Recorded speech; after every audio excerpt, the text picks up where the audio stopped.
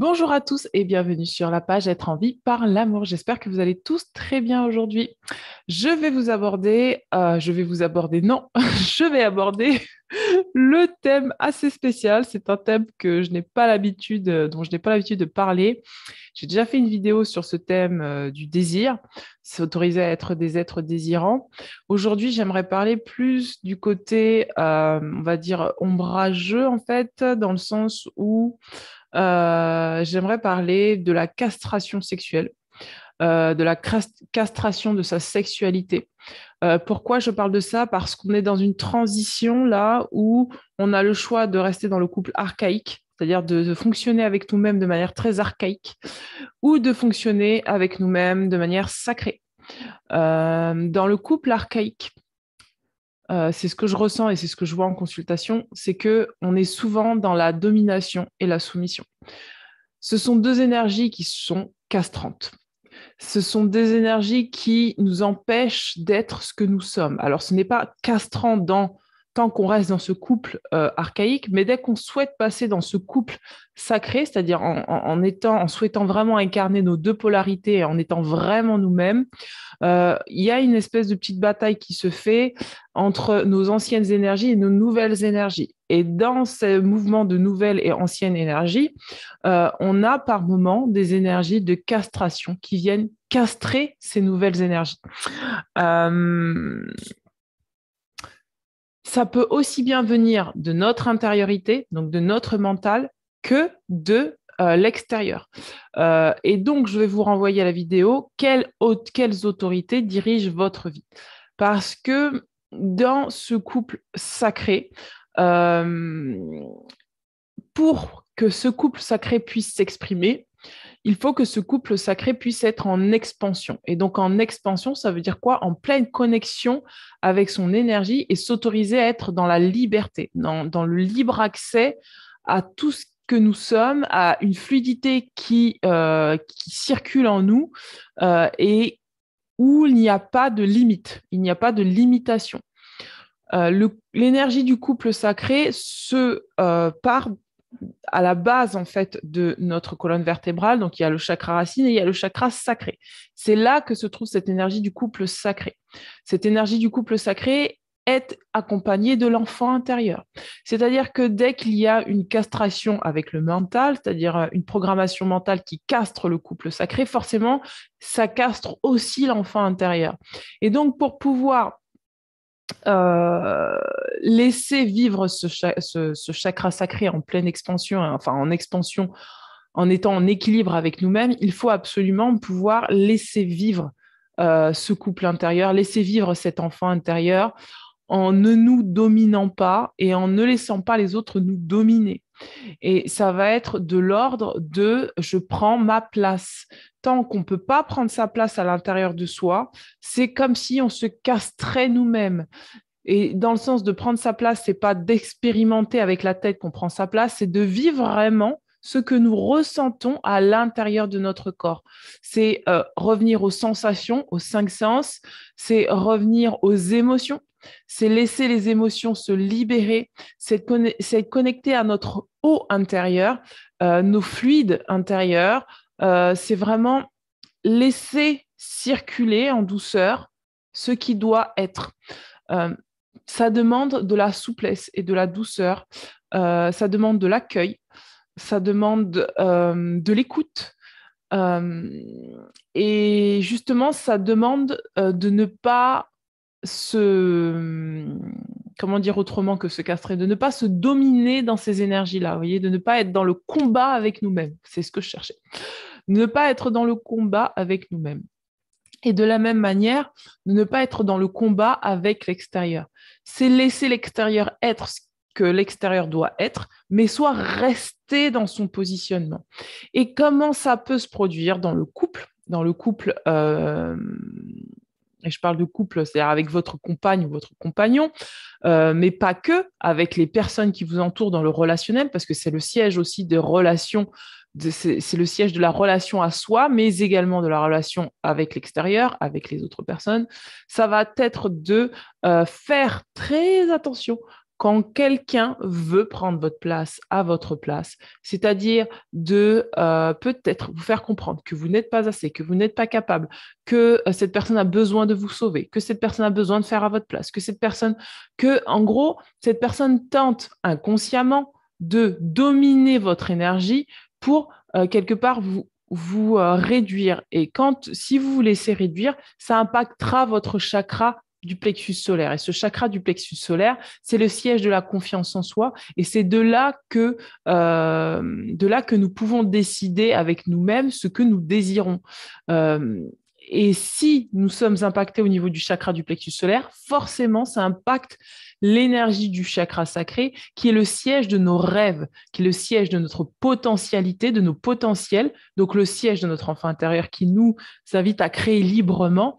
Et donc, du coup, ça crée un déséquilibre à ce niveau-là.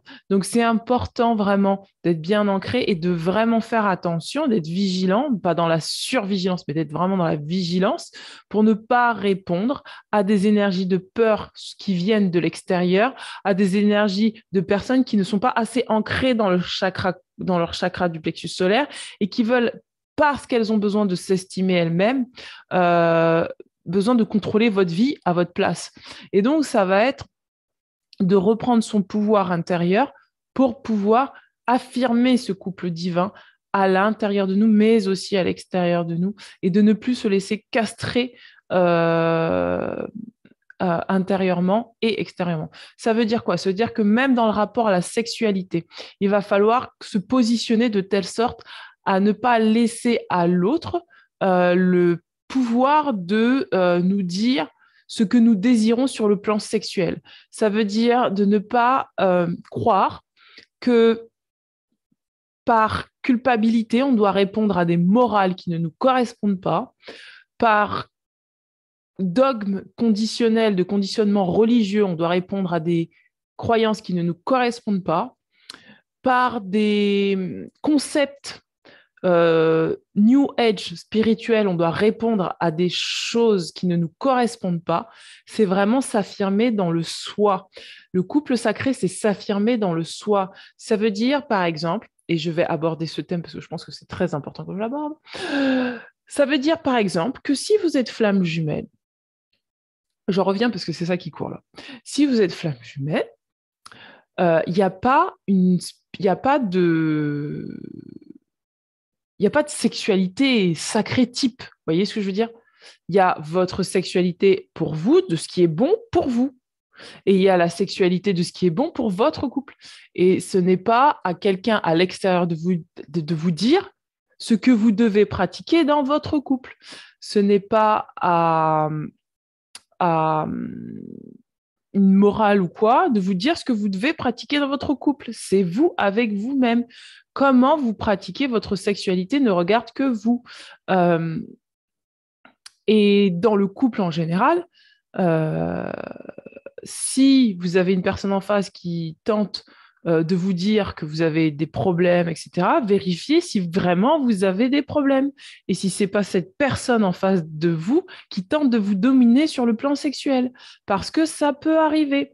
Je dis ça pourquoi? Parce qu'en fait, en ce moment, je reçois pas mal de gens et c'est ce qui se passe. C'est que j'observe que comme il y a un équilibre des énergies yin et yang qui se fait, forcément, plus on souhaite être dans son couple sacré divin, plus en face de soi, on va avoir quelqu'un, si cette personne ne veut pas que vous changiez, va tenter en fait de vous dire que vous avez un problème sexuel, alors que finalement, c'est cette personne qui ne peut pas assumer sa sexualité pleinement, d'accord? Et donc, ça va être à vous de vous affirmer sur ça et de ne pas laisser l'autre vous castrer. Alors, il y a un truc bien simple, c'est ce que je dis aux personnes les personnes qui en ce moment me racontent ça en consultation. Si vous êtes bien avec vous-même et si vous arrivez à avoir un rapport sain avec vous-même, c'est-à-dire si vous arrivez, je vais parler crûment parce que bon, il faut parler, enfin, c'est pas crûment pour moi, mais je pense que ça peut choquer certaines personnes qui ne m'ont jamais entendu parler comme ça, mais je fais ça aussi dans mes consultations.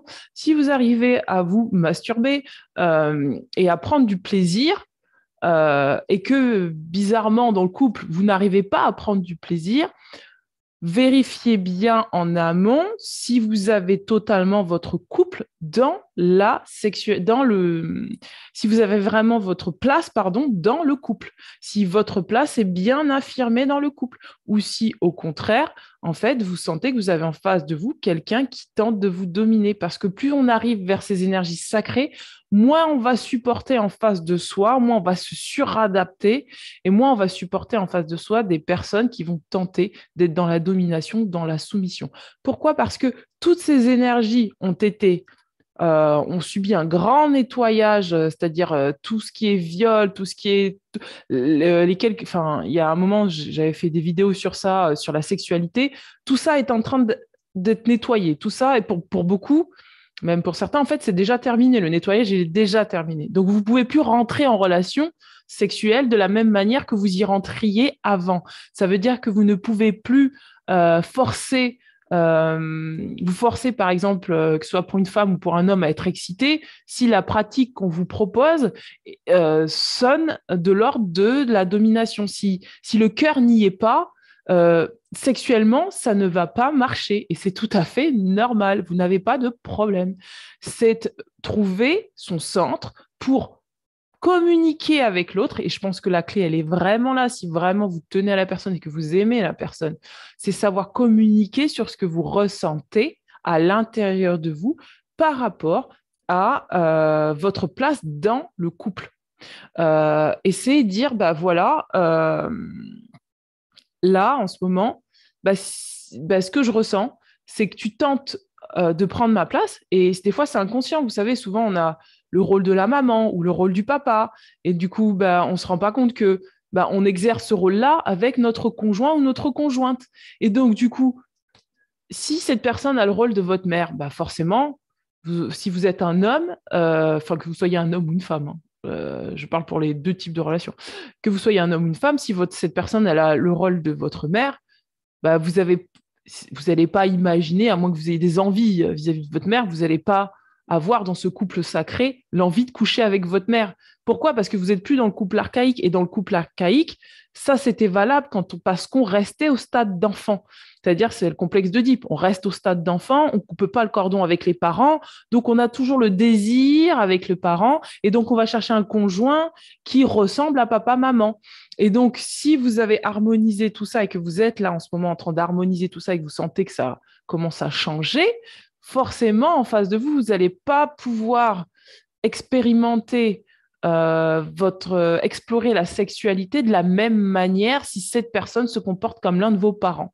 Vous allez sentir qu'effectivement, vous n'avez plus d'excitation à tout simplement faire l'amour avec cette personne.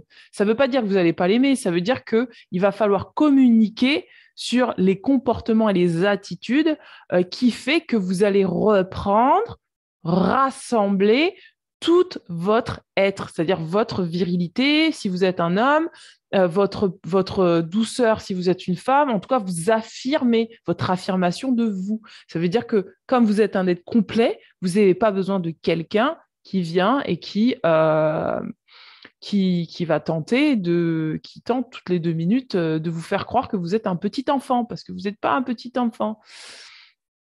Et de la même manière, ça se passe aussi dans les projets. Si vous êtes en couple et que vous avez des projets, c'est accepter d'avoir ces projets à soi. Vous êtes un couple avec vous-même, donc vous avez un projet. Et c'est de quelle manière l'autre personne se greffe avec vous, parce que l'autre personne, elle a aussi des projets.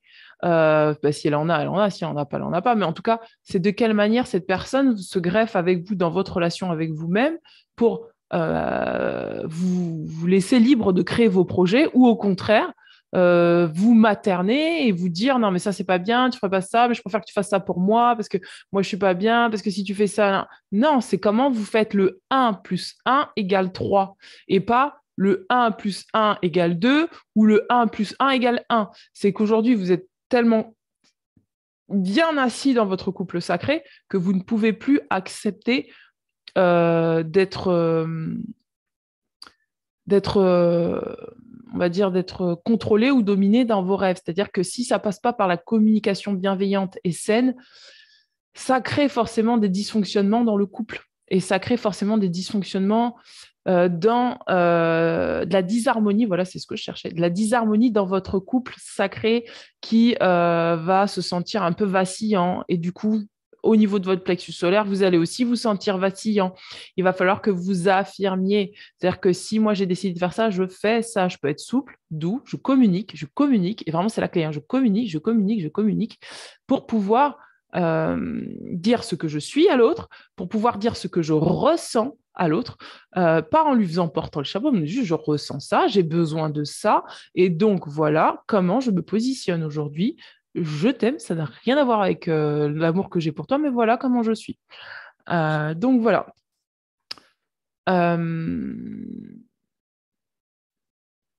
Et donc, ça demande de la patience, ça demande de la bienveillance, ça demande de l'empathie. C'est-à-dire que aussi, votre rôle, c'est de se mettre aussi à la place de la personne, de comprendre aussi qu'elle a un fonctionnement qui est comme ça, que vous n'avez pas à le porter sur vos épaules, mais que par contre, vous pouvez lui faire remarquer qu'elle a un fonctionnement qui est comme ça.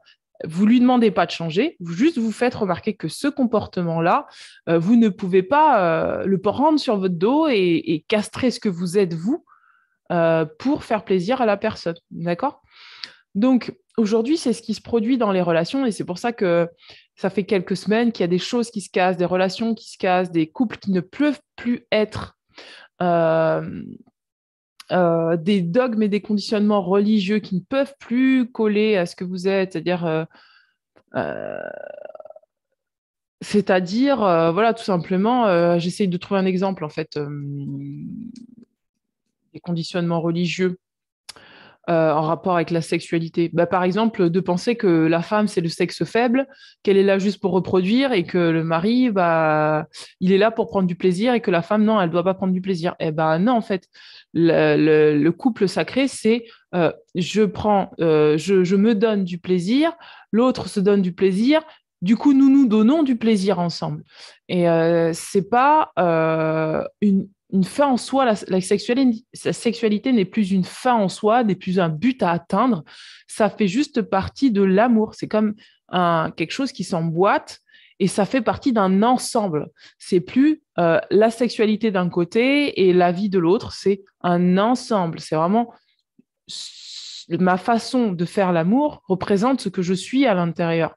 Et ce que je suis, c'est quelqu'un d'entier. Et si je suis quelqu'un d'entier, c'est-à-dire aussi yin que yang avec l'enfant intérieur, c'est ce que je présente à l'autre. Et donc, ça va se présenter dans tous les aspects de votre vie, dans l'aspect financier, dans l'aspect relationnel avec les autres, dans l'aspect du loisir, des amusements, etc.